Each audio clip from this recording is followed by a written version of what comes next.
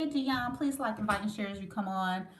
Um, I am live. Hey, I'm Miss Ease, and I think that's Mazine, Dion, and Gwendolyn. Thank you for joining on. Please like, invite, and share as you come on. We're going to be talking about breast cancer awareness. October has been deemed the month of breast cancer awareness month in the United States. I don't know if it's global or not, but it should be. We want to talk about that tonight. I am Dr. Grace Patterson, Managing owner of Bethesda Holistic Center and Everything New. Regenerative, restorative, and anti-aging is a passion of mine, and I try to incorporate it in my day-to-day activity and interaction with people. As you guys know, again, breast cancer just not only happens to women, but it happens to men too. Give me a second here. Oh, my mouse. I think I killed my mouse. I'm trying to get ready here.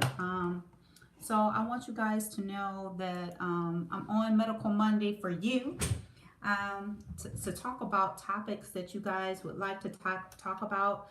I want you guys to post on my page right now. I've taken a break from Messenger. Messenger was very distracting. Yes, it was. So I deleted it for a while. So if any of you are trying to get in touch with me through my Messenger, I don't have it.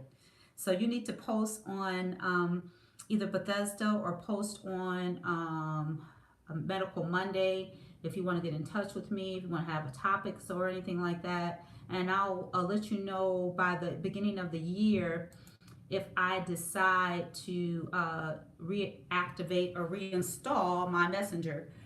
Breast Cancer Awareness Month, also referred to as America as a National Breast Cancer Awareness Month, or BCAM or NBCAM, is an annual international health campaign organized by major breast cancer charities every October to increase awareness of the disease and to raise funds for research for cause and for its cause and prevention.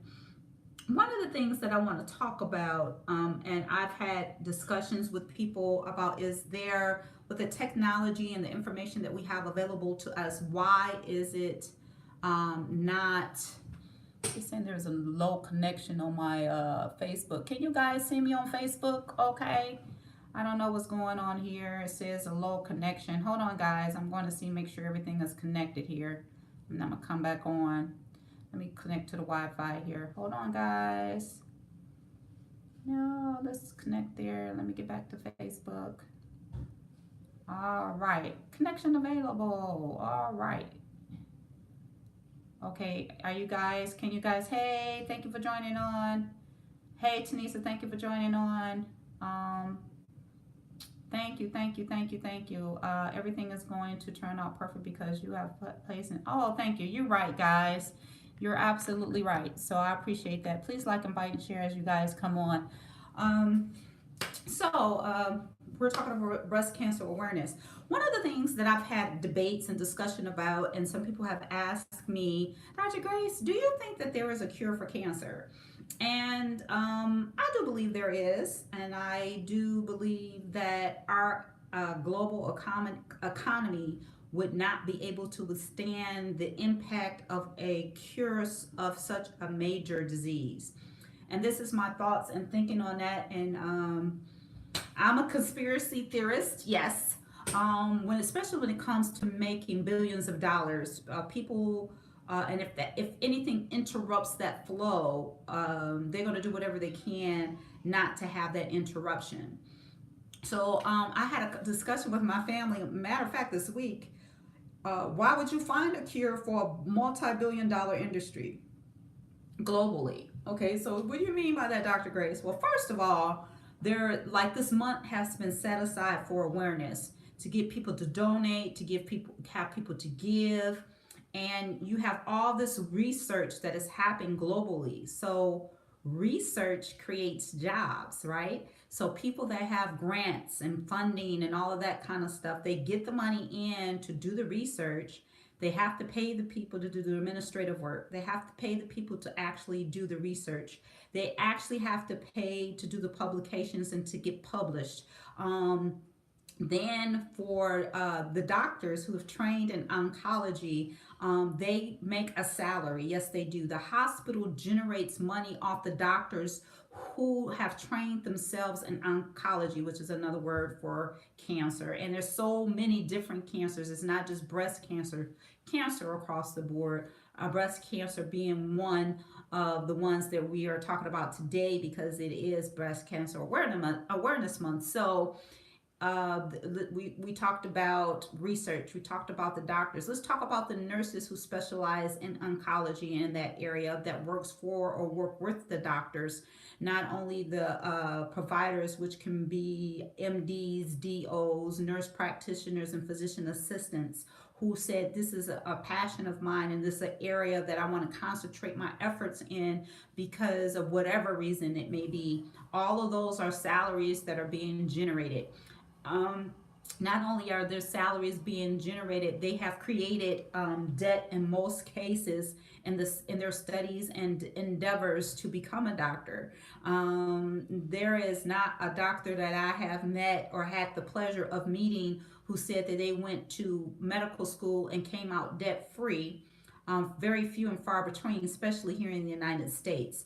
In other countries, they marry their medical school with their undergraduate program, and it's free for them. So when they finish their education, they are finished their education debt free. Then they come over here and get certified, and then have a head start financially in most cases than the doctors here in their own country. So let me back this train up again. I'm rewinding a little bit. So talking about why is it that our global economy would not be able to sustain a cure for any type of cancer because of the revenue that it generates from the researchers, from the administrators of the research facilities, the facility that has been created and built and designed to do the research. Okay, you have the architectures, you have the construction workers who build these facilities. You follow what I'm saying with all this money and where it's going. Then you have the doctors and then nurse practitioners, the physician assistants, MDs and DOs who concentrate their efforts to study this, to study and to practice this type of medicine. So let's take it a step further. For the chemo and the radiology, the chemo, you have factories and pharmaceutical companies that make the chemo. Okay, they make the chemo. So you have pharmacists that put it together. Then you have facilities where people work to go and package this stuff up. Then you have drug reps who go out and promote the particular type of chemo, be it a pill, be it an IV drop, be it infusions, be whatever the case may be. That's another stream of income that is flowing. Let's also take it a step further beyond that. The radiation, you have people who have trained in radiation, the radiologists in that specialty, from the radiologists and the people who work with the radiologists who check the people in to come in to get the radiology, right? The nurses and everything else. So we're talking about a merit of money that is being made due to this disease. Okay, let's even talk about that. Haven't even talked about the insurance companies, have I? So let's talk about insurance companies for a moment, because once these services are rendered, the insurance company are billed, so the doctors or the people who are providing the services can get paid in whatever modality that they're using to treat whatever kind of cancer is paid for. So there is this whole merit of billions, almost possibly trillions of dollars that is being made because of this disease. So yes, I do believe there is a cure, but I do also believe that they don't want a cure. How about that? Yes, it's really sad to hear. It's sad to say But the truth is the truth. People are suffering from this disease needlessly. I had a discussion with a young lady today, even as I was working. She came and said, "Hey, Dr. Grace, how you doing? I'm getting ready to go on my break." I said, "What kind of break?" And she looked at me and stopped my cigarette break. I'm like, "Okay, really?" On that cigarette box is a black box warning that tells you that if you partake in this activity, the person is increasing their risk of getting cancer, and it could be a whole myriad of cancers, just not lung cancer, but a whole bunch of other cancers. But they put that black box warning on that pack of cigarettes, so if a person smokes and gets some type of deadly disease such as cancer, you have been warned and you have no grounds to sue the tobacco industry. Okay, so let's take it another step further in regards to finding a cure for cancer. So some cancers are preventable, yes. If you don't smoke, right? So you can see where all of this is going, right? So we're talking about breast cancer awareness. I'm making you aware of the financial piece and portion of this, how it not only needs to be a treatment, but there also needs to be a cure. So I'm making you aware of the financial benefit of people suffering from this disease. Now, I do believe in the power of words. So I do not like labeling people. Let me just use this phrase that I hear a lot: breast cancer survivor. I don't like that word. Why label yourself that? If you had breast cancer and you went through the process and you've been healed, you're more than a survivor. You are a conqueror. Okay, you can do all things through Christ Jesus who strengthens you, and you are more than a conqueror according to the Word of God. So I do not like that word breast cancer survivor. I just don't like it. I just don't like the phrase. I don't like the label, because any woman, man, or child that goes through that rigorous mind battle, first and foremost, of dealing with such a treacherous disease that can be fatal and very painful and cause a lot of suffering. And if anyone under the sound of my voice have gone through that and have the victory over that, to me, you're more than a survivor. You are a conqueror. More power, glory to be to God, and glory to God giving you the strength and the tenacity to say, "Hey, I'm going to fight and win this battle." So let's talk about this a little bit more in regards to what I wanted to talk about. What you almost hear all the time: early detection is the best detection. More than 95% of breast cancer is diagnosed by women who do their self breast exam checks themselves. So checking your own breast is the best way to identify if a person has a lump.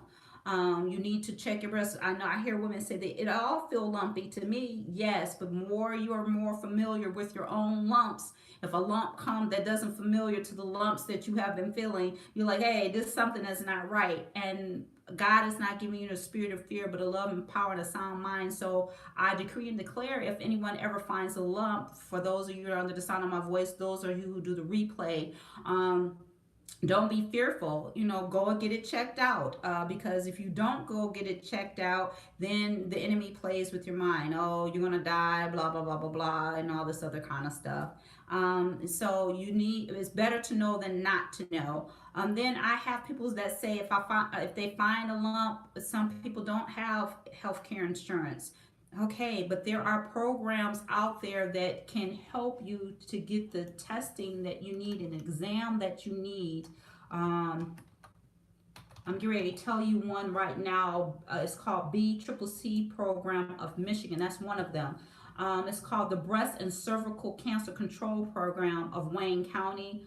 But they have Oakland County as well. Oakland is Wayne, Oakland, and Macomb County. They based your eligibility on your reportable income. So reportable income is very, very important that you do that. The telephone number is 888-242-2702. That's the Tri-County BCCC program, Breast and Cervical Cancer Control Program. The number again is 1-888-242-2702. That's 888-242-2702. And then if you can go to their website, which is www.b as in breast, c as in cat, c as in color, c as in crisp, P as in Paul.org. And you want to see how you can be eligible. This program is for women ages 50 to 64 requiring breast, cervical screening, diagnostic screening, and services.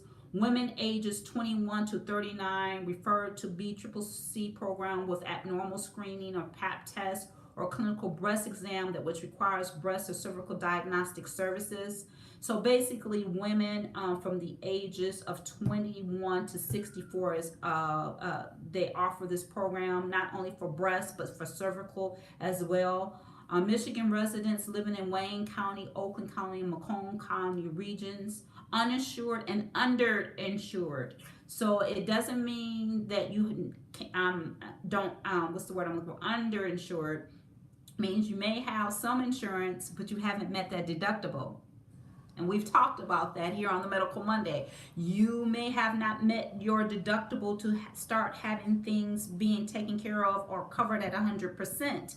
So you may qualify this program even though you may have insurance. So please, you may have insurance, have not met your deductible, so you don't want to go because you think you might have to incur that cost, which you would if a person has a breast lump and and the doctor want to send you for a mammogram, but you have not met your deductible, that can be thousands of dollars. So the person is thinking about all of this. So you may have insurance, but at that point you considered underinsured because you have not met your deductible. So this program may be for you.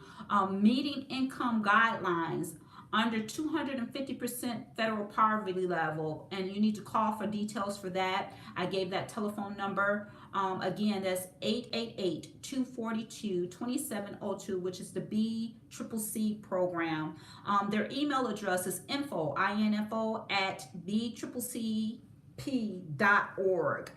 Their hours are Monday through Thursday, 7:30 a.m. to 4:30 p.m. Fridays, 7:30 a.m. to 4 p.m. Saturday and Sunday, of course, they're closed. Again, that's one program that you might want to check into. Another one, let me see, it's another one too.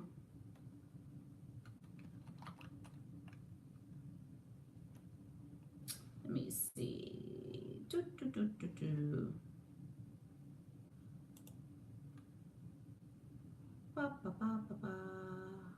Let's see here. Give me 1 second. I'm trying to pull it up.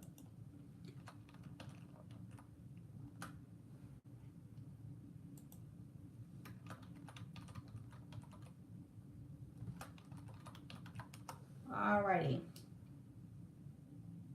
Okay, so there is also a breast and breast and cervical cancer control program by Barbara Ann Carmanos as well, along with the BCCC program. Both programs I highly recommend. They're stellar in their service.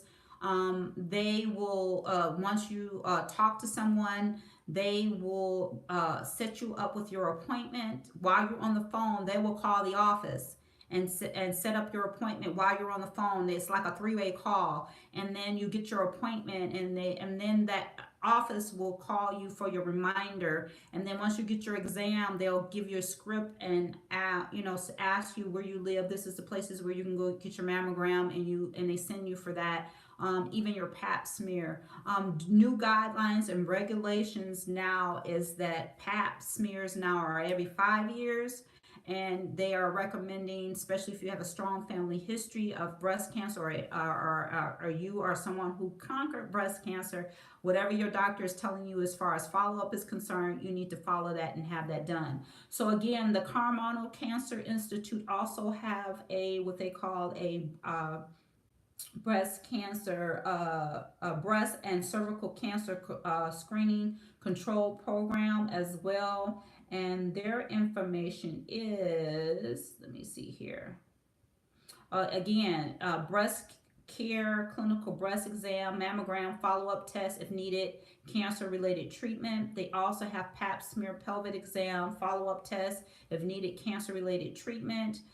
For uninsured and underinsured women, I explained that earlier, if have an income below 250% of federal poverty level, be uninsured, underinsured. The ages for this is age 40 to 64, requiring breast or cervical screening, diagnostic or testing services. Again, be age 21 to 39, referred to the BCCC. Listen, they working together here, and have an abnormal PAP. So that number is the same number. It's 888-242-2702. That's 888-242-2702. So you can call that number. And again, it's I'm under the Carmanos website. So that's the www.carmanos. That's K as in kangaroo, A as in alpha, R as in Robert, M as in Mary, A as in apple, N as in Nancy, O as in orange, S as in Sam.org. Okay, you can go there, and you can go there and find out information. If you're someone under the sound of my voice who wants to give to breast cancer research, or that, there's a donate button on both sites. So please feel free to do that. I think I'm going to put up a donation on Facebook as well, for people to do that. Okay. So I want to go over some more information with you guys, in regards to that. Listen to this, guys. About 1 in 8 U.S. women, about 12.4%, will develop invasive breast cancer over the course of her lifetime. In 2018, an estimated 120 new cases of invasive breast cancer are expected to be diagnosed in women in the U.S., along with 960 new cases of non-invasive breast cancer. So this is something that was published this month, October the 16th, 2018. So U.S. breast cancer statistics, let's do by age right quick. It says here, listen to this. Breast cancer incident and age. The risk of being diagnosed with breast cancer increases with age. In 2016, it was estimated that 83% of new breast cancer cases, will occur in Canadian women over the age of 50. 51% of breast cancer will be diagnosed in women 50 to 69 years of age. That is quite significant. Okay. Let's see what they have to say about that in regards to U.S. breast cancer. Yes, we do have some Canadians who do watch us. Yes, yes, yes. And Canadian is just right across the border. Listen to this, guys. About 1 in 8 U.S. women, I just said that already. Those are the same stats. Okay, listen to this. About 2,550 new cases of invasive breast cancer are expected to be diagnosed in men. Remember, mine is talking about breast care awareness, but I said it can happen in men too. So you need to be aware of that. And I talked about this in my weight wellness program, that in my career, 20-year career as a MD, this is the most I've seen men with men boobs. Oh my goodness. And like I said, it has to do with food choices and what they do to our meats that are ingested. If you're injecting meats with steroids, if you injecting meat with steroids, female hormones or estrogen to make them bigger, and all of that, and people eat that hormone is in that person's body. Now, the FDA, the Federal Drug Administration, have done studies to say what they do to the meat or to the animal while it's alive is safe. Let me say that again. The FDA has done studies and said the steroids, the antibiotics, the hormones, the things that they do to our livestock while they're alive is safe. But they say nothing how it affects a human being that ingests it. They say nothing. No research, no nothing. They say nothing. But they say in the process of preparing it for food, is, while the animal is alive, is safe. It doesn't say anything after it's consumed and eaten by a human being if it's safe and what effects that it has. So if a man is supposed to be hormonally balanced, with his testosterone being the dominant hormone in his body, and he's eating non-organic or non-clean foods, he's ingesting more estrogen. So if he's ingesting more estrogen, yes, they have more boobs, they have more gut, they have more hips. Okay, so listen to this: about 2,550 new cases of invasive breast cancer are expected to be diagnosed in men in 2018. A man's lifetime risk of breast cancer is about 1 in 1,000 versus women, which is 1/8. So let's talk about that right quick. A man, hormones are different than a woman. So a woman makes estrogen too. So if a woman is has estrogen and eating more estrogen and on birth control, which tricks the body into thinking that it's already pregnant. So all these hormones, and then eating meats that's ingested with hormones, it increases the risk of what they call hormone sensitive breast cancer, which is the most highly aggressive type. So let me say that again, and I'm gonna say it real slow. Just think about this for a minute. If a woman makes her own hormones, then eat hormones and subject herself to other hormones, be it for birth control, all of that together, if you go back, those of you providers and those of you under the sound of my voice that they're in science and some type of medical field, you can go back and see the increased incidence of breast cancer at the same time that oral contraceptives hit the scene. Yes, you can. Yes, you can. So I just wanted to put that out there. Breast cancer incident rates in the U.S. began decreasing in the year of 2000 after increasing the previous 2 decades. They dropped by 7% from 2002 to 2003 alone. One theory is that the decrease was partially due to the reduced use of hormone replacement therapy by women after results of large study called the Women's Health Initiative were published in 2002. The results suggest connection of hormone replacement therapy and increased breast risk cancer. So hormone replacement therapy was very, very hot back in those days. Women that were going through menopause and hormonal changes. So the great idea was, well, if to abate those signs and symptoms a woman may be having, the hot flashes, the weight gain, the irritability, the mood swings, the hormones are getting out of whack. So let's just substitute what that person is missing, not taking in consideration the other things, environmental things, the food choices that I was talking about to go along with it. So by doing that HRT, there was a rise in breast cancer, and then it decreased when they basically said we can't do hormone replacement therapy anymore. Let's stop it. Let's not do it anymore. But guess what? No one has said anything about oral contraceptives at this time or at this point, OCPs. Okay. That needs to be looked upon and looked at, or even IUDs, things that are coated or have some type of hormonal therapy on it that is in someone's body. The little pellets that they put in you and all that other kind of stuff.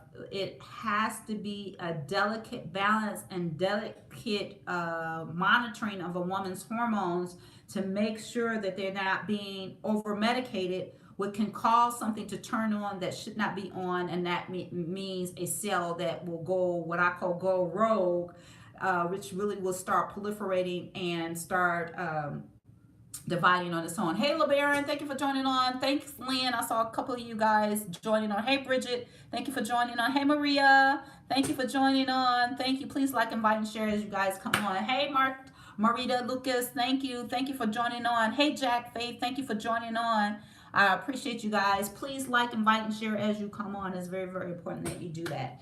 Okay, so now about 40,920 women in the U.S. are expected to die. That's a huge amount of people. In 2018 from breast cancer, though death rates have been decreasing since 1989. Women under 50 have experienced larger decreases. These decreases are thought to be a result of treatment advances, earlier detection through screening, and increased awareness. For women in the U.S., breast cancer death rates are higher than those for any other cancer besides lung cancer. All right. Besides skin cancer, breast cancer is the most commonly diagnosed cancer among American women. In 2017, it's estimated that about 30% of newly diagnosed cancers in women will be breast cancer. Women under the age of 45, breast cancer is common among African American women than white women.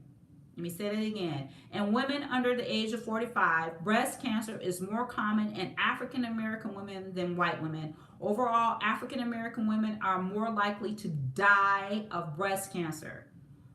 For Asian, Hispanic, and Native American women, the risk of developing and dying from breast cancer is even lower. So why is African Americans hit the hardest with breast cancer? Can anybody give me that information and tell me why they think it is? You can make a comment and I will read it, and then I will give you my view and my thoughts on it. But if you could go ahead and give me your thoughts on it, I'll gladly give you mine. As of January 2018, there are more than 3.1 million women with a history of breast cancer in the U.S. This includes women currently being treated and women who have finished treatment. Okay, a woman's risk of breast cancer nearly doubles if she has a first-degree relative, mother, sister, or daughter, who has been diagnosed with breast cancer. So those of you under the sound of my voice that had a mother, sister, or daughter, or aunt, to me that's first degree, relative that have breast cancer, and if you are someone who has had the victory over breast cancer, you need to be telling your daughters, your sisters, or whoever, your daughters, they need to be doing their breast exams now. I don't care how young they are, you need to be teaching them now. Especially if they're having their menses and all that other kind of stuff. You need to teach them how to do breast self-exams if you are someone that has had victory over breast cancer. Less than 50% of women who get breast cancer have a family member diagnosed with it. Most African American women fall under this category. Some African American women think, well, I don't have any relatives that ever had breast cancer, so I'm safe. No. Most of the highly aggressive types don't follow the rules for African Americans. I do have someone that I know that I've worked very closely with that had sisters that had breast cancer, and all of them, including her, had the aggressive type. The other sisters died, and she had victory over it. She changed her mindset, changed her behavior, and she really stood on the word of God in regards to maintaining her health and receiving her deliverance in regards to that. So kudos to her. About 5 to 10% of breast cancers can be linked to gene mutation. Abnormal changes inherited from one's mother or father. Mutations is what they call the BRCA or the BRCA1 or the BRCA2 genes are the most common. On average, women with a BRCA1 mutation have a 55 to 65% lifetime risk. That is significant of developing breast cancer. For women with the BRCA2 mutation, the risk is 45%. Breast cancer that is positive with these two gene mutations tend to develop more often in younger women and increase ovarian cancer risk associated with genetic mutations. So you guys probably seen Angelina Jolie when she went on the news. She did her own genetic testing. She found out she had this gene, so she removed both her breasts and her ovaries. She was like, it ain't gonna get me. But I do believe that her mother if I remember the story correctly, had breast cancer, so she wanted to get herself checked. So she was like, to prevent all of that happening with that high percentage, she became proactive, and instead of reactive, waiting for it to happen, she just removed her breasts and removed her ovaries. About 85% of breast cancers occur in women who have no family history of breast cancer. I just said that. These occur due to gene mutations that happen as a result of aging process, life in general rather than inherent mutation, or poor eating, toxins, smoking, being overweight, making poor food choices, eating non-organic things that have pesticides, things that have hormones in it. Can increase anybody's risk of cancer, not just women for breast cancer, but men too. The most significant risk factor for breast cancer are gender, being women, and age of growing older. So I want you guys to be aware of this. I want you guys to talk about this. I want you guys to have a conversation about this. I want you guys to do the things that we have been talking about since day one of Medical Monday, making a choice every day to make a good choice. Linda Manrique, I really appreciate you sharing that she shared, and she posted it on Facebook, so I can repeat it because it's not private and she's not my patient, so I'm not violating HIPAA laws. She said, I was about to get some candy and I heard your voice while she was at the vending machine, so she got a bottle of water instead. Good for you, Linda. It takes every one day at a time, one decision at a time, to change old not so good habits in exchange for good habits. So keep making a day by day better choices. I know a lot of us have very productive lives. We are going and at it from the time that we get up, and in between you should be taking some respites and some woosahs and maybe even a lunch.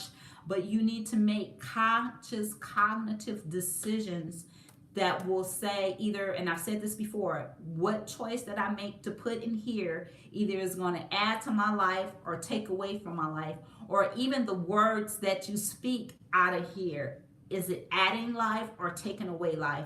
So and even the thoughts that you have here, you may not speak them out, but you probably thinking them. Are they adding to your life or taking away from your life? So you have to be cognitive and conscious about your thoughts, your thinking, and your eating.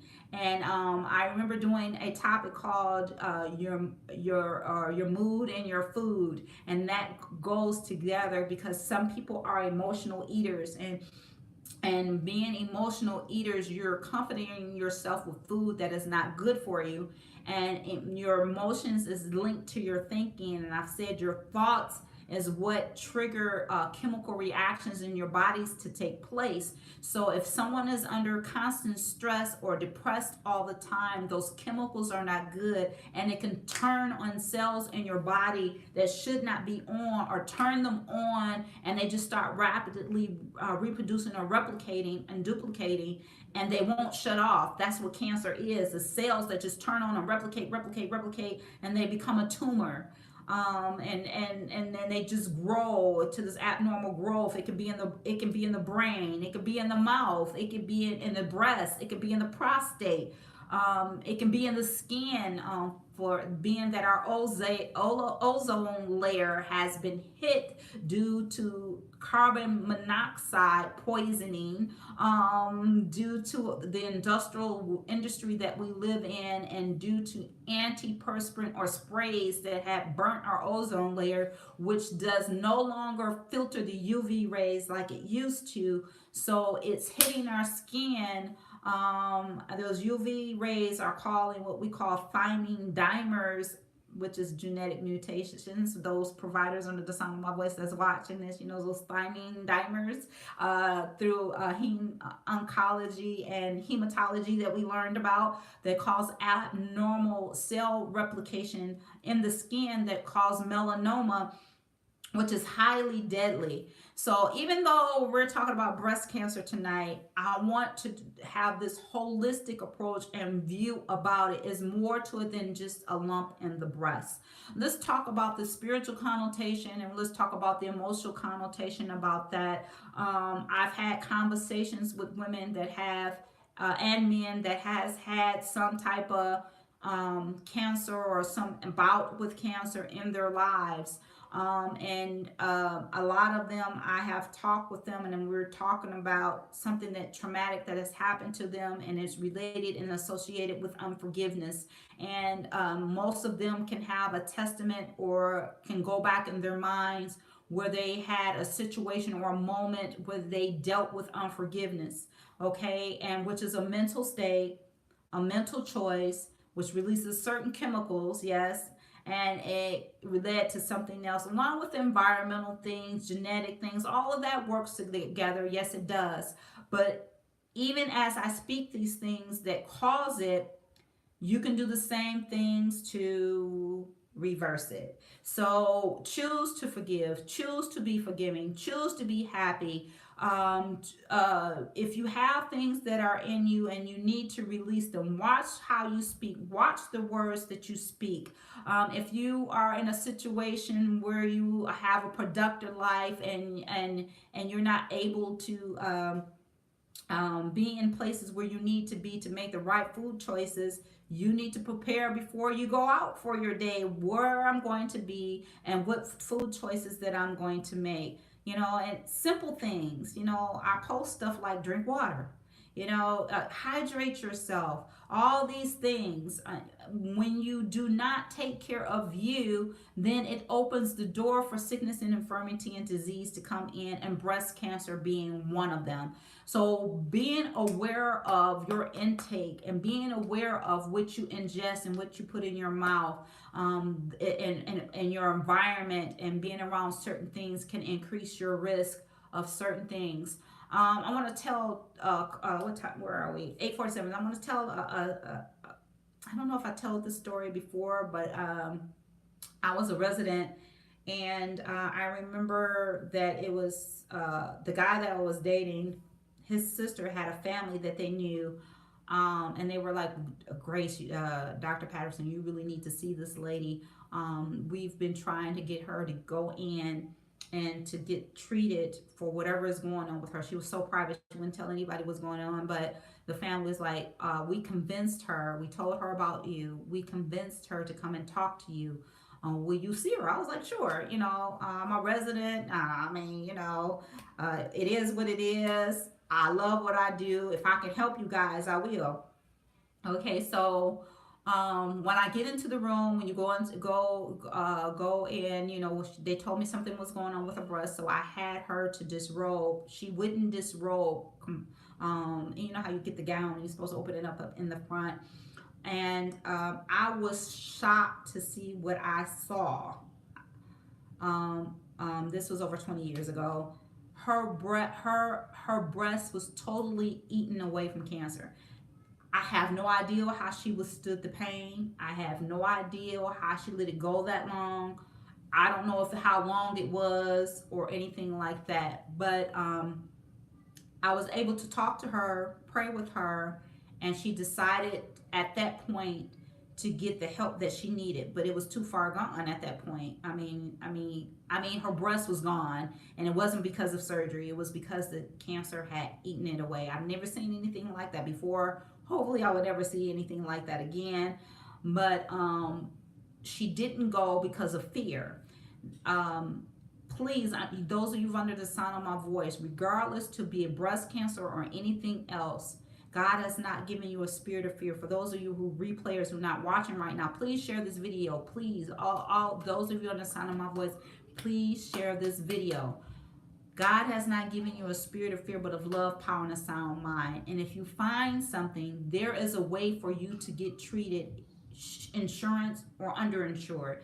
There's programs available to you. I know you may not be in Michigan, some of you, but there are programs wherever you live to get you the help that you need, male or female. You just need to step beyond that fear and say, hey, whatever is going on, I'm going to find out. Most cases it'd be nothing.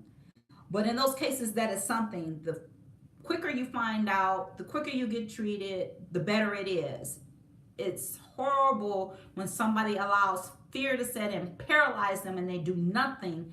And then they come to a point where they need a miracle, and then it's too late. Or sometimes it's not too late. I have a story about that. It was this one lady that I know had breast cancer for 8 years. I am not making this up.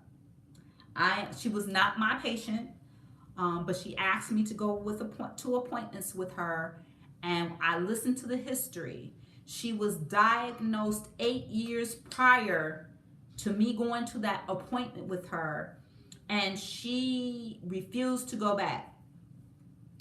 And woman of God, believed the word, wanted God to heal her, active in ministry, faithful in ministry. And she wanted, this is what she said: I want God to heal me by making it go, just dissolve and go away. Well, first of all, how you gonna ask God to heal you and tell him how to do it all at the same time? That's exactly what I said to her. I said, God uses doctors to be in the healing process if that's how he decides to do it, or he can do it instantly, miraculously, if that's how he decides to do it. But he is sovereign. He does it the way he wants to do it, and we have to play a part in that. But I really do believe her standing on the word, being faithful, and believing God, God walled it off. And her breast was a little bit deformed, but he walled it off. It didn't travel to the brain. It didn't travel to any lymph nodes. It didn't travel to her spine. It didn't travel to her liver. People that have cancer for a few months or whatever, I've seen it just go everywhere. But this lady had it for 8 years. I told her, you a testimony walking. That's a testimony within itself. The doctors that was talking to her was amazed. They were like, you've been walking around like this for 8 years? Okay, but anyway, that was a testimony within itself. So I sat down with her and we came up with a plan. I said, this is what we're going to believe God for. This is what we said. We're going to believe that it's just located in that place. We're going to believe that you don't have chemo and radiation. We're going to write all of these things out and petition the Lord. This is what this is going to be. And we did that. We prayed. We wrote everything down and we prayed. And that's how it turned out. It was just located in that area for 8 years. And they removed it. She didn't have to have chemo. She didn't have to have radiation. She's not on any medication right now. Oh, we serve an amazing God. Okay, so breast cancer awareness. Okay, so that's what we're talking about tonight. Please do your self breast exam checks, men and women. So men, if you don't know how to do a self breast exam, you can Google it. Because again, you heard tonight that 1 out of 1,000 men, which will be 2,550 men this year, will have some type of breast cancer. And I do believe, based upon my medical expertise and being a doctor and doing the studies and the research that I do in my reading in regards to hormone imbalances and anti-aging, that the hormones and the environment contributes to people to have higher risk of things that they normally not exposed to, especially again a hormone replacement therapy and things of that nature. So please, women as men, please do your self checks, and if you do find something, find a way to find out what you can do about it. Again, there are screening programs out there for you guys and help for you guys out there. I know I talked about women. I got one more thing that I need to look right quick. Give me 1 second, guys. Give me 1 second.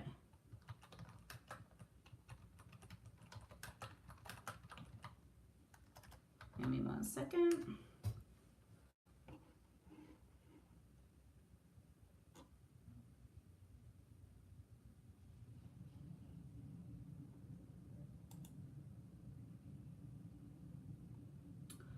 Okay, so I talked about breast cancer screening for women.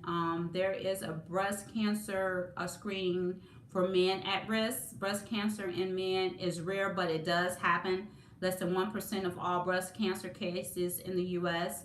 Men have much less breast tissue compared to women and are not routinely screened for breast cancer. Breast cancer screening is only recommended for some men at higher than average risk due to inherited gene mutation or strong family history, or like I said, this is not listed, increased risk of what they call gynecomastia. That's a fancy word of saying man boobs, or increased breast tissue in men. It could be from certain medications. And again, it could be hormones that are found in foods that are ingested. Okay.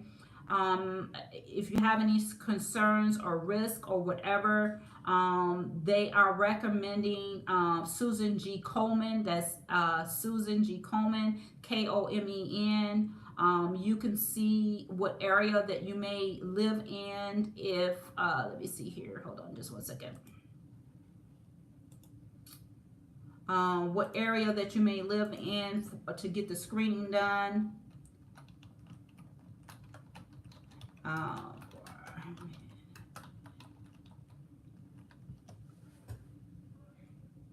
all right. Okay. So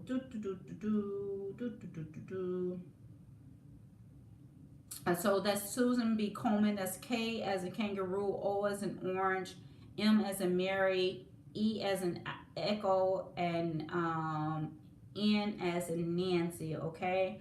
You can go to that website and find out what screening that is available. There is a male breast cancer in Michigan called Breast Cancer Coalition.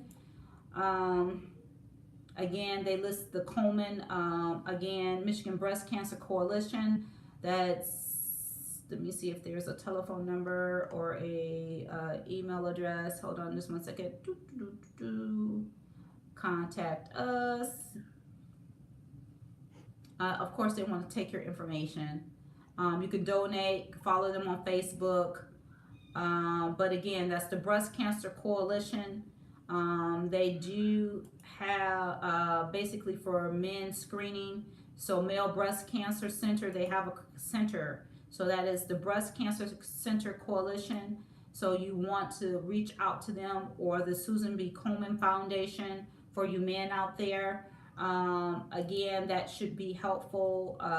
Hopefully the information that I gave you guys, or should I say men and women, was helpful for you tonight for October the, what is it, to 29th, the end of the month, for breast cancer awareness.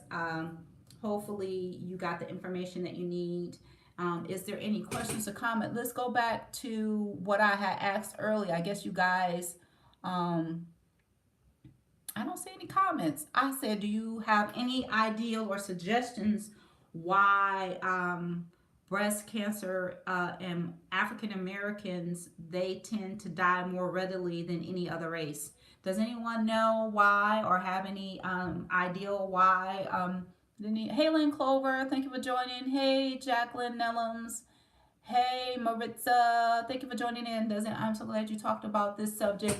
I had questions always about this. Thank you. Well needed. You're more than welcome, Miss Mazine.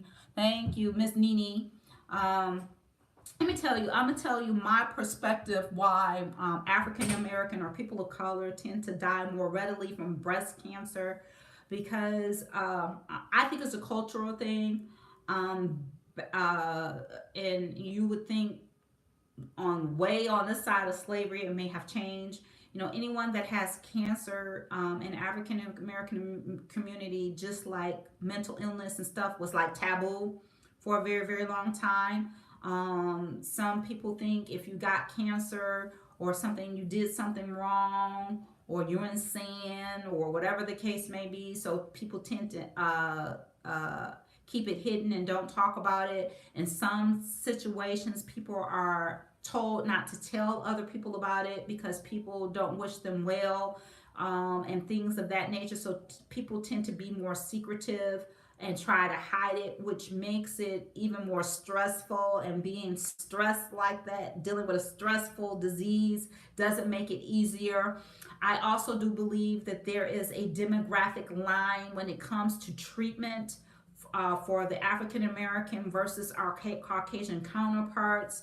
I do believe that wholeheartedly, because there has been some studies done, not in breast cancer per se, but in cardiac disease and hypertension, where they talk to doctors that ask them why don't you educate or provide treatment to a certain culture of people, and they already have a bias of the fact of they're not going to be compliant, they're not going to listen to me, they're not going to do what I say in the first place. How do you know that? And you never tried it. That's just my thing. Being an African American female myself, and majority of my patient population is African American, I spend a lot of time with my patients educating them because I know they're not going to get it anywhere else. That's why I'm on Medical Monday, because I know that they're not going to get it anywhere else majority of the time, because there's studies out there that say that they don't and they won't. So being that they're not being educated, being that they're not being cared for and shown concern and care, that's why they have a higher demise than our non-African American counterparts. That is my belief. There are studies to back up what I'm saying. So this is what pushes me to do Medical Monday at the end of a productive day. And I'm gonna be honest with you, sometimes I don't want to do it because I'm like, whoo, I just want to sit back, get out these clothes, and get ready and chill out, chillax, watch a movie, whatever, and get ready for my next day. But I have a mandate, I have a call to do what I'm doing, and I'm going to do it as long as the Lord tells me to do it. What we eating? Yep. Oh, eating too. Yeah, diet. Food choices. I hate that word diet. Again, the reason why I hate that word diet, because when you, to me, it implies, indicate that you have to deprive yourself. And the first three letters of the diet is die, D-I-E, which symbolize death. The foods that you eat and put in your body are supposed to promote and sustain life. So why would you call food that you choose to eat a diet, which does not, first three letters indicate death? So anyway, it is 9:03. I went a little bit over because I started a little late. I appreciate you guys tuning in. Please share this video, breast cancer awareness. I talked about the BCCC and Carmonos programs that you guys can reach out to. Hopefully, let me kind of like go back. I remember the number. I think the number is, I need to say it one more time before I get off, guys. Hold on. www.bccc.org is the breast cancer and cervical program of Wayne County, Oakland County, and Macomb County.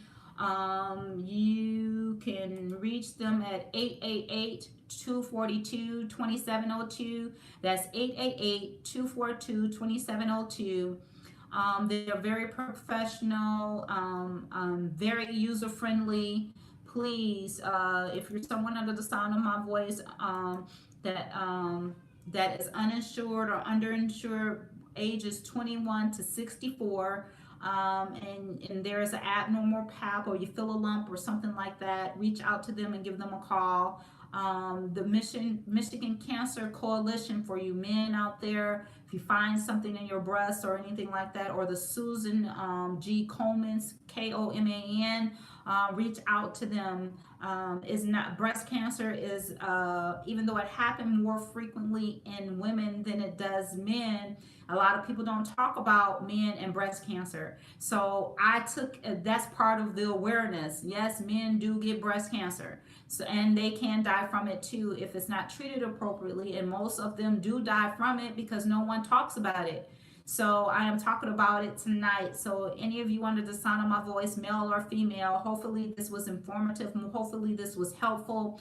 I am Grace W. Patterson, MD, managing owner of Bethesda Holistic Center in the Metro Detroit area. My address is 21411 Civic Center Drive, Suite 102, Southfield, Michigan 48076. Our telephone number where you can reach us is 248 356 1111. 248 356 1111. And our website, www.b as in Bethesda, W as in holistic, center.com. BWC center.com. Thank you for tuning in to Medical Monday. Please tune in next Monday. Yes, I'll be on next Monday.